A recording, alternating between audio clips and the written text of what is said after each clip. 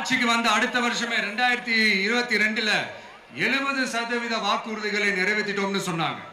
அப்புறம் போன வருஷம் 90% வாக்குறுதிகளை நிறைவேற்றிட்டோம்னு சொன்னாங்க. அப்புறம் இந்த வருஷம் 505 வாக்குறுதிகளை 404 வாக்குறுதிகளை நிறைவேற்றிட்டோம். கிட்டத்தட்ட ஒரு 80% வாக்குறுதிகளை நிறைவேற்றிட்டோம்னு சொன்னாங்க.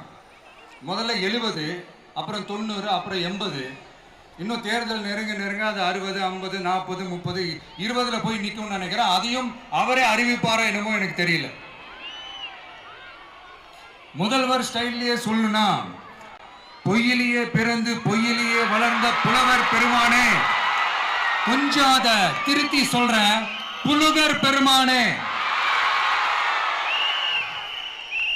அது இன்னும் பொருத்தமா இருக்கும். அவருடைய அண்ட புழுகு, ஆகாச புழுகு என்ன தெரியுமா?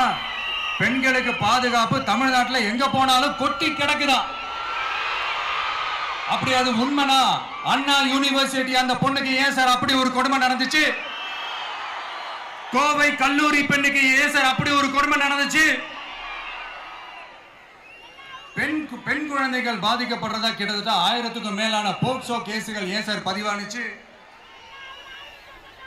போதைப் பொருள் கலாச்சாரம் கண்ட்ரோலே இல்லாம அது பாட்டுக்கு தாறுமாற எங்கேயோ போய்கிட்டு இருக்கு. வயலன்ஸ்லாம் தலைவிரிச்சு ஆடுது.